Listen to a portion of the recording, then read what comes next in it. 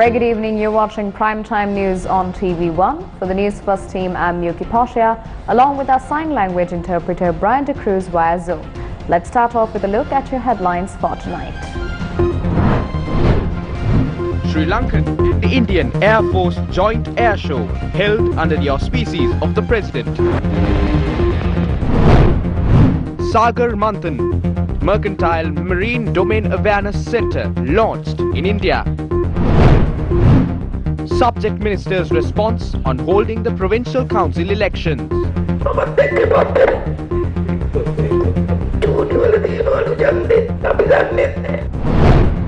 Speaking to The Hindu, Foreign Secretary says he does not see the existing 13th Amendment as a solution. Protests against the burial of COVID-19 victims in Iranathu. Starting off with your lead story for tonight, the skies of Colombo reverberated with excitement as the Sri Lanka Air Force celebrated its 70th anniversary with an air show this afternoon.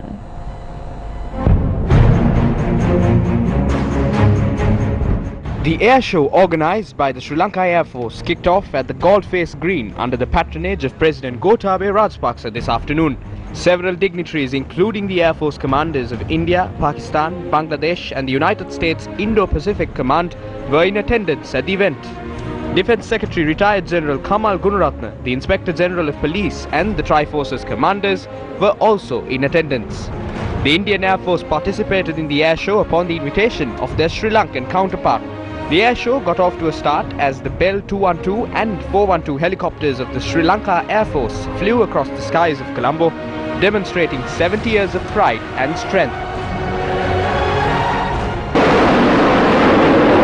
An aerobatic display of fast attack aircraft belonging to the Sri Lanka Air Force decorated the skies over the Goldface Green during the show. India's Tejas fighter jets also beautified the skies of Colombo as he joined the magnificent air display. The pilot conveyed his wishes in line with the 70th anniversary of the Sri Lanka Air Force during the event. 23 Indian aircraft comprising 9 aircraft of the Surya Kiran Aerobatics demonstration team and 4 aircraft of the Sarang display team also joined in on the event. Y-12 light purpose aircraft, MA-60s and F-7 fighter jets also added colour to the embellishments. The air show will continue to take place from 5 p.m. to 6 p.m. tomorrow and on Friday in the skies above the Goldface Green in Colombo. Right, 1 o'clock. You can see the left and the right members. India has established a Mercantile Maritime Domain Awareness Center identified as Sagar Manthan as part of strengthening its maritime operations. This was announced by Indian Prime Minister Narendra Modi during the Indian Maritime Summit held yesterday. The Sagar Manthan Mercantile Marine Domain Awareness Center has also been launched today. It is an information system for enhancing maritime safety, search and rescue capabilities, security and marine environment protection. The Sagarmala project for promoting port-led development was announced by the government in 2016. As part of the program, more than 574 projects at a cost of $82 billion or 6 lakh crores have been identified for implementation during 2015 to 2035. And we are open to learning from global best practices. Continuing with our focus on trade and economic linkage with the BIMSTEC and IOR nations, India plans to enhance investment in infrastructure and facilitate mutual agreements by 2026. While India has launched a Mercantile Maritime Domain Awareness Center, a Secretariat for Trilateral National Security Advisor on Maritime Security Cooperation between Sri Lanka, India and the Maldives was inaugurated in Colombo recently. India has been developing several ports around its country under the Sagarmala program to compete against China's One Belt One Road policy in the region. As such, the Mercantile Maritime Domain Awareness Center is likely to intervene in commercial shipping activities taking place in the region. It is again against such a backdrop that Sri Lanka's Cabinet of Ministers had approved a proposal to develop the Colombo Port's West Container Terminal with India's Adani Group. The request of the trade unions also was to hand this over instead of the East Container Terminal. The Honourable Minister has acted after taking those into consideration as well, and Cabinet approval has been granted. Appoint a committee and obtain a clear decision. Once that happens, the subject minister will inform the media.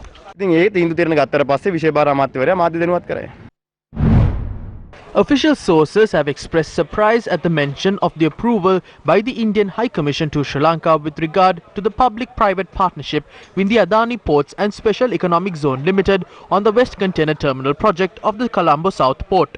Sources stress that the investments in Sri Lanka are purely decided by the government of Sri Lanka and not the Indian High Commission. Yesterday, the Cabinet of Ministers granted approval for the proposal to develop the West Container Terminal of the Colombo Port with Adani Ports and Special Economic Zone Limited and its local representative and the Sri Lanka Ports Authority. The official government communication further said the proposal presented by India's Adani Ports and Special Economic Zone Limited was approved by the Indian High Commissioner, and the Japanese government is yet to name an investor. Civil and political groups point out that Sri Lanka is undertaking several measures to win India's support at the 46th UN Human Rights Council sessions that are underway in Geneva. By abstaining from voting on Sri Lanka at this year's sessions, since the East Container Terminal had not been given to India, both India and Japan are exerting pressure to receive the West Container Terminal in exchange for voting at the next session. India is taking all possible steps to fulfill its desire of receiving the West Container Terminal. It seems that we can obtain India's support at this session only by fulfilling their desires. But we wish to urge the rulers of our country to refrain from giving away national resources and assets that are of economic importance out of fear for the United Nations or sanctions that may be imposed on the country.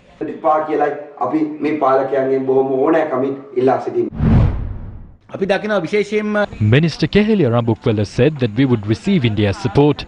Therefore, it seems that we will have to give this away. They are trying to give away the Trincomalee oil tank farm and the Colombo port to India to win their support at the UN Human Rights Council sessions in Geneva. We believe that people must closely monitor these rulers who are sacrificing the country's resources to win India's support.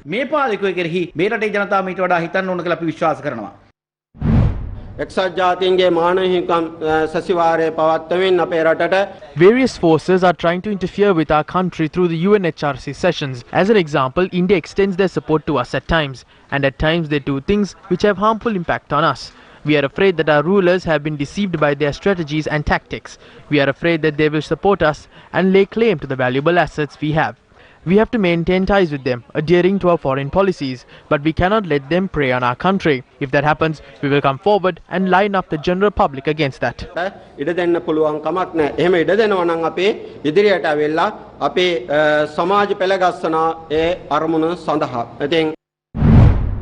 India has not yet formally announced their stance on Sri Lanka in relation to the United Nations Human Rights Council. However, the Indian representative who addressed the 46th UNHRC session last month said that India expects Sri Lanka would fully implement the 13th Amendment to the Constitution in the country. Secretary to the Ministry of Foreign Affairs, Admiral Professor Jayanath Kolumbage, speaking to The Hindu, said the 13th Amendment came about with the aim of ending the violence and developing war-affected areas of Sri Lanka's only legislative guarantee so far on power devolution of the provinces, including those with a Tamil majority. Quote, when you say that you are a federal state, you want more devolution of powers, you want land powers, you want police powers, right? So that means you are asking for a separate state. I personally feel that India also should not really harp on the same thing that prevailed in 1987 because the dynamics have changed, end quote.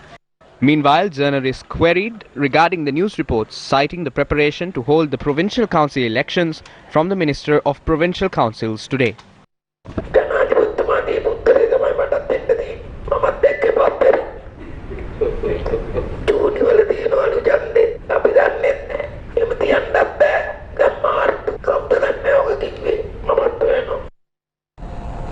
Moving on, the decision to bury the bodies of deceased COVID-19 victims in the Irnathiu Island was met with heavy public outcry today.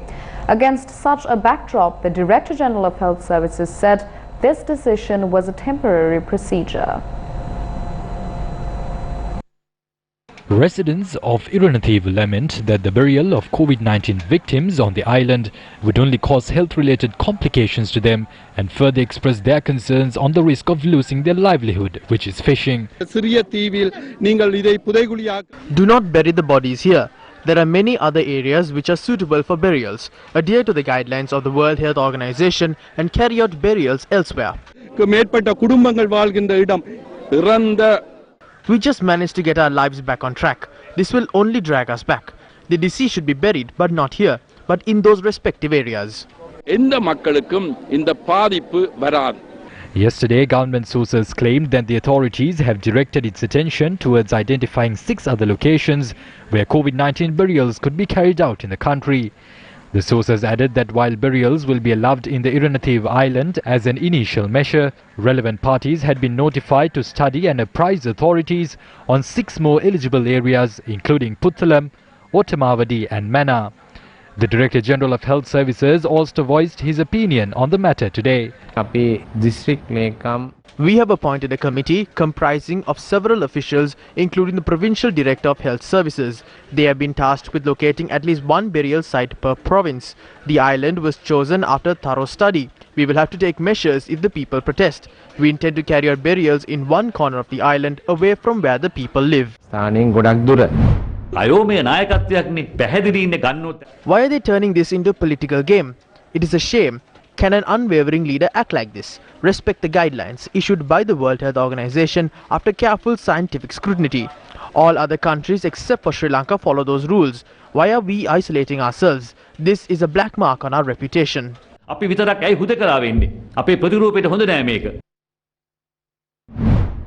Attorney-at-Law Hijaz Hizbullah and Principal of the Wanathavidu Putlam Madrasa School, Mohammad Shakil, have been further remanded until the 18th of March.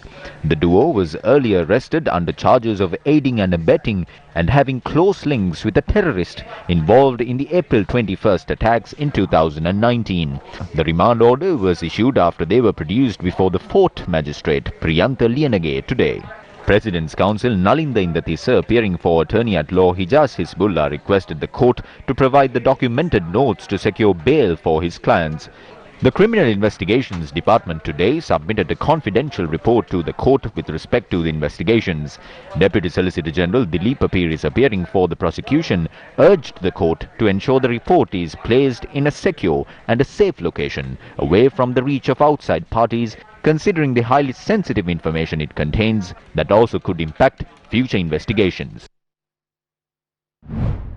The Sri Lanka Amarapura Ramanya Samagri Maha Sangha Sabha announced today that the government has ignored the Sri Lanka Amarapura and Ramanya sects, which represent 2/3 of the Mahasangha in the country. The Mahasangha Sabha made these statements citing that the Presidential Commission's report on the 2019 April 21st attacks had been handed over only to the chief prelates of the Malwatha and Asgira chapters and the Cardinal. While expressing strong displeasure and regret over this matter, the Sri Lanka Amarapura Ramanya Samagri Maha Sangha Sabha stressed that the government should act impartially while resolving the problems of the country.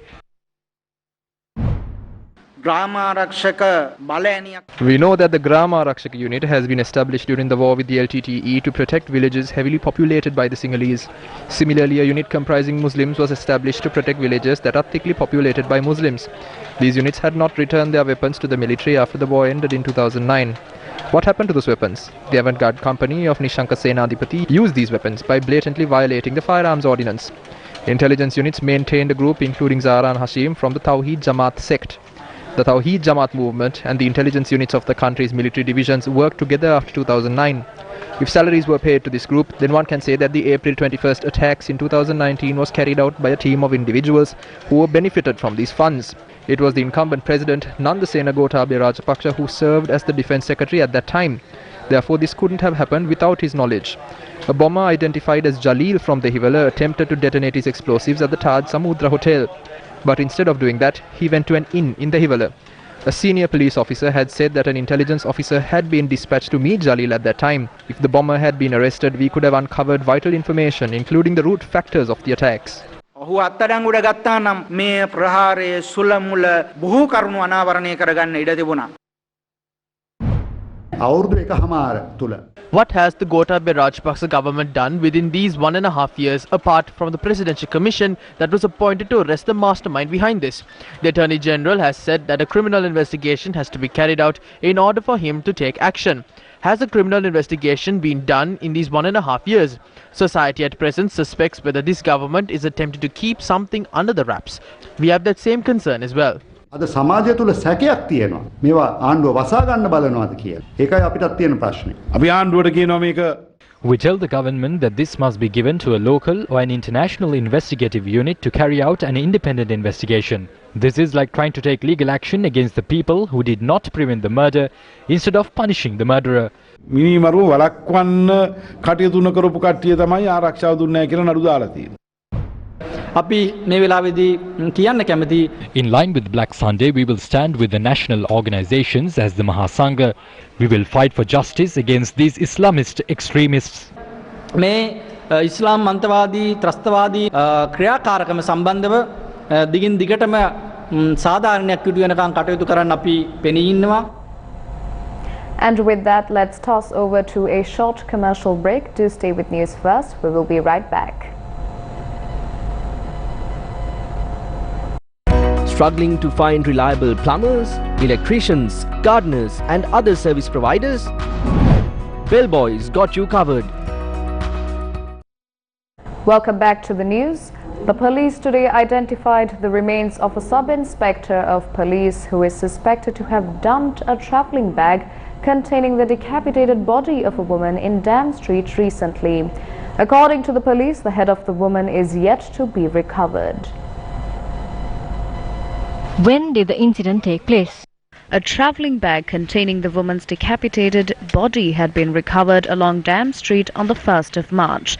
CCTV footage showed an individual dropping off the bag containing the remains of the woman at the location. 3 police teams led by senior police officers, including senior DIG of the Western Province Deshabandhu Thenakon, launched an investigation into the incident to unearth more details on the crime. With the assistance of CCTV footage, police officers were able to trace the manner in which the body of the woman had been transported on a private bus from Hangwala to Colombo Fort. A handbag believed to be of the murdered woman had been recovered from the Hangwala bus stand yesterday. How was the suspect identified? Preliminary investigations revealed that the suspect and the woman had visited a lodging facility at Hangwala on the 27th of February.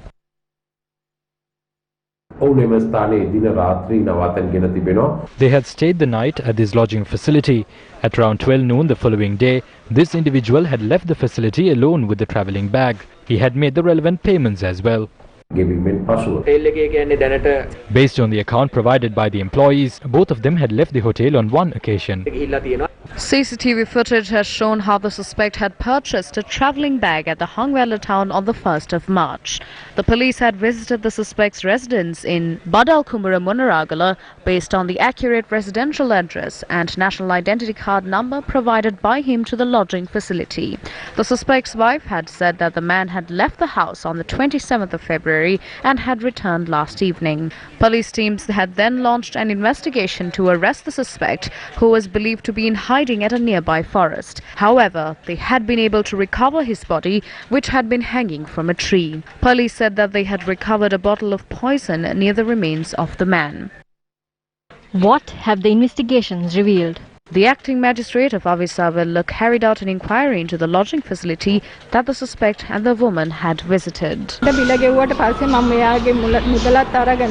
Once the man settled the bill in full, I visited the room where he had been staying to complete the checkout process. It was the man who interacted with me. I didn't see the woman leaving the place. I thought that she had left the room earlier and was waiting for him downstairs. Between 8 to 8:30 a.m. today, I received a call. The call asked me whether I recorded the identity card numbers of the customers. He then asked me whether I had recorded the identity card numbers of both individuals. When I replied in the affirmative, he asked me whether the records can be erased. I said that it cannot be erased. He then asked me whether the numbers would be provided to anyone who asks for it. I said that we are bound to provide it to the police if they ask for it. He then ended the call. Has the deceased woman been identified? The woman who had been murdered has been identified as a 30-year-old bachelorette.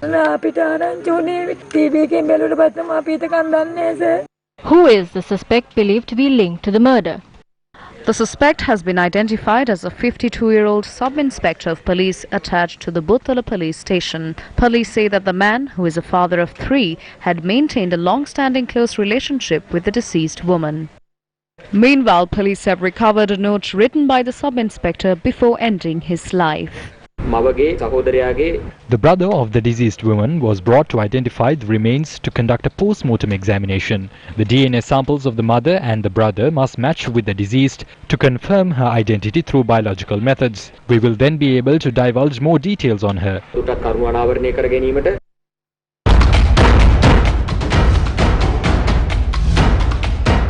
Save Rambakanoya.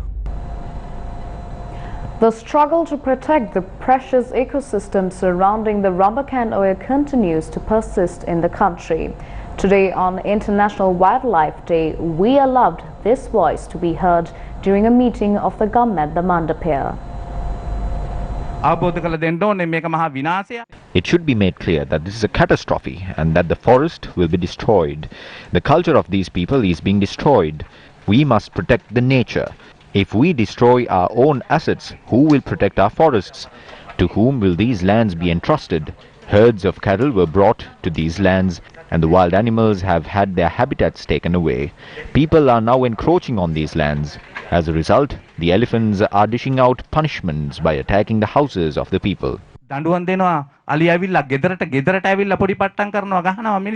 This was how a member of the indigenous community reacted to remarks made by an individual arguing that it would be appropriate to give these lands to large-scale companies. How many unemployed people live in this village today? If this company launches a plantation here, they are not destroying the forest. As residents of this village, we will oppose environmental destruction. These officials are carrying out this project on lands that we once cultivated. There are more than 500 families in this village today.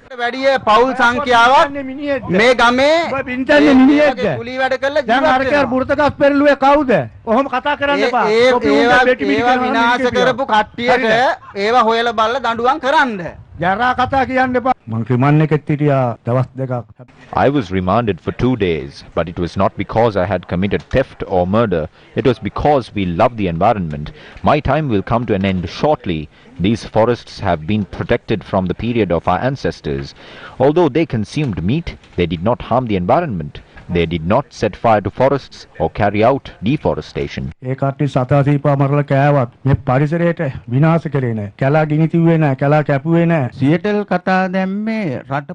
problem with the Seattle involved 2 countries, but I'm worried that this problem is taking place within one society in a country.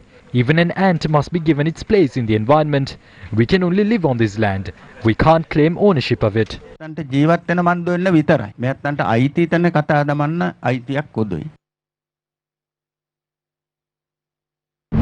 The corporations which are handed over lands in Rambakanoya for large-scale cultivations to be carried out were revealed at 2 separate media briefings today. I have with me information obtained from the Mahaveli Authority through the Right to Information Act. RGN Plantations Private Limited, number 61, Dehiwala Road, Nugegoda. 1,000 acres have been allocated for maize cultivation and 500 acres have been handed over already. The next is CSW Herbal Plantations, number 651/37, Alvitigala Mawatha, Narahempita, Colombo 5. 100 acres have been handed over for Chena cultivations. Moreover, lands have been given to Delmar Chicken and Agro Private Limited, number 21, Varadana Mallava House. 500 acres have been given for maize cultivation. Another 500 acres have already been handed over to Pussella Meat Production Private Limited, School Road, Palavatta, Battaramulla for maize cultivation. The Central Engineering Consultancy Bureau, Chief Engineer's Office, Modern Multi-Agro-Tourism Project, Ampara. 150 acres have been handed over already. The 6th company is Moragoda Agro Services Company, number 89, Gall Road, Colombo 4. 1,000 acres have been requested for maize and soya cultivation. 500 acres have been handed over by now. The total area has been demarcated into 15 lots and have been handed over to 6 companies thus far. 500ක් බෑවට දීලා තියෙනවා. එතකොට මෙතන ලොට්ටාංක 15කට කඩලා තියෙනවා.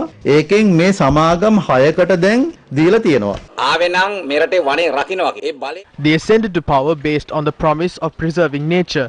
Now we are struggling to protect the nature from those in power. The Galvalayaya Reserve in Pollabadda has become a primary target of the government. The lands are being handed over to their relatives, aides and business tycoons. The area residents have become homeless in their own homes. The government is putting it up for sale. We urge Mr. Nandasena to immediately release these lands, hand over lands which should be classified as reserves so that animals can roam free, and release the lands of the people for them to utilize once more.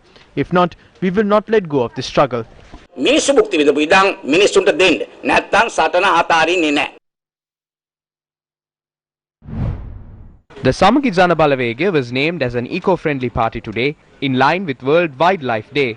The event was held under the auspices of the Mahasangha, including the Anunayak of the Malwatu chapter of the Siam sect, Most Venerable Nyangoda Vijitasiri Thera, and other religious leaders. The event was attended by the Indian High Commissioner to Sri Lanka.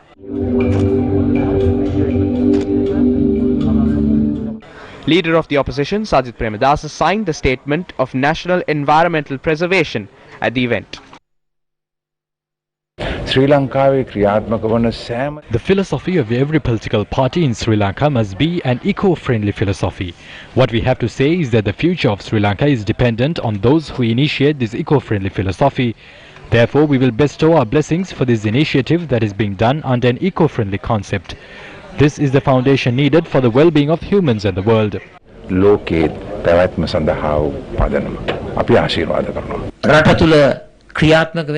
The ongoing human-elephant conflict in the country is a tragedy. We see the large-scale deforestation that is being carried out in the country as one medium of terrorism. We have to eradicate that terrorism as well. We are completely capable of doing that. Amidst all of this, large-scale property theft is being carried out in the country at present. We have to come to the fore and prevent these disastrous acts from taking place either in Singharaja, Horton Plains, Somawatiya, Wilpattu or Dahayagala. එවැගේම දහයියාගල හෝ වේවා මේ ක්‍රියාදාමය නතර කරන්න අපි පෙරට එන්නට ඕන. On Newsfirst's primetime news bulletin at 9 last night on the 2nd of March 2021, an inadvertent mention was made of a payment of $4.5 billion to an individual named Imad Zuberi. Newsfirst wishes to convey that the dollar amount in question was in fact 4.5 million instead of 4.5 billion. The International Monetary Fund has received approval to work on a new special drawing rights allocation of $500 million. According to the managing director of the IMF, the green light to go forward with the new SDR allocation was received last Friday at the G20 leaders meeting. Special drawing rights is in a way the currency of the IMF. We issue it and we distribute across the board to all countries. We finally, last Friday at the G20 meeting, got a green line to work on a new SDR allocation, 500 billion, in which each and every member of the IMF would receive its own share, immediately contributing to your reserves and your capacity to be bold in your public action. Special drawing rights, more commonly known as SDRs, are the IMF's reserve assets that are exchangeable for dollars, euros, sterling, yen and Chinese yuan. The IMF issues SDRs to the central banks of its member countries as a reserve asset. This asset can easily be exchanged for hard currency with another central bank. A new issuance is similar to when a central bank prints money, as the new SDRs give each IMF member more reserves to draw on in proportion to their shareholding in the fund. According to Reuters, a $500 billion rise would increase developing countries' foreign exchange reserves by an average of 8%. Other countries that would also see more than 10% increases relative to existing forex reserves include Pakistan, Sri Lanka and Ghana. Meanwhile, the 4th International Pakistan Army Team Spirit Competition 2021 commenced at the National Counter-Terrorism Centre, Pub B, near Karian today. Besides 8 domestic teams of the Pakistan Army, teams from 8 allied countries will also participate in the competition. Teams from Jordan, Sri Lanka, Turkey and Uzbekistan will be part as participants, whereas Morocco, Indonesia, Kazakhstan and Tajikistan will be participating as observers in this 3-day-long competition. The competition is designed to test tactical skills in physical and professional domains, as well as the agility of the participating teams to generate responses in challenging real-time field scenarios. A 62-long-hour event will subject the teams to various cross-domain scenarios and will encompass tasks including physical endurance, water obstacle crossing, close target reconnaissance and protective approach under chemical, biological, radiological and nuclear environment. Parliamentarian of the Samay Janabalawege, Khabib Hashim, responded to the claims made by State Minister Ajit Niwad Cabral in Jaffna last week. We end tonight's news with MP Khabib Hashim's response. Good night and take care. State Minister Cabral claims that the Yahapalane government obtained debt amounting to $10 billion. I want to remind the State Minister that we did not obtain loans to construct towers or ports for which ships do not enter, build cricket stadiums and conference halls in the middle of the wild, or build luxurious restrooms for the leaders of this country. We did not obtain loans to construct airports at which aircraft do not land. We did not obtain debt to carry out projects which turned out to be white elephants. We obtained loans worth $2.9 billion from the Asian Development Bank. These loans are currently funding several projects that are being carried out under the purview of the ADB. We received $2.5 billion from the World Bank for several World Bank projects. We obtained loans amounting to $2.6 billion from the Bank of China. We obtained another $1.5 billion from JICA. The money received from these loans were allocated for a large number of projects which are currently in effect. We obtained $650 million from Korea's International Cooperation Agency. Another $355 million were obtained from the OPEC for 11 development projects which are currently in effect. Loans amounting to $800 million were received from India for 15 projects. We received $314 million from the USA. We also received $245 million from the United Nations and another $4 billion from multiple other countries, which currently funds 35 projects. At present, $15 billion worth of projects that commenced in 2015 are in effect. After the change in government and at the time we handed over the government to the new administration, Sri Lanka's gross domestic product in absolute terms exceeded 15 trillion rupees. During the tenure of our government, Sri Lanka's GDP grew by 5 trillion rupees in absolute terms. Every cent that we received through loans was invested in this country. I would like to ask State Minister Niwad Cabral how much debt the present government raised in 2020. The present government raised debt amounting to 2.85 trillion rupees, the highest amount of debt raised in a period of 1 year after gaining independence. As per the 2021 budget, the government plans on raising debt amounting to 2.9 trillion rupees this year. However, after obtaining so much debt, what progress has the government made? The government must look into the well-being of the general public. This is the real problem in the country. Does the State Minister know the problems faced by those in the grassroots? These issues did not stem from the COVID-19 pandemic. පොළොව පාය ගහලාද ජීවත් වෙන්නේ. ඔබතුමා දන්නවද බිම තියෙන ප්‍රශ්න? අපි ඔබතුමන්ලගෙන් අහන්නේ. මෙහෙම කොරෝනා නිසා ප්‍රශ්නයක් නෙවෙයි.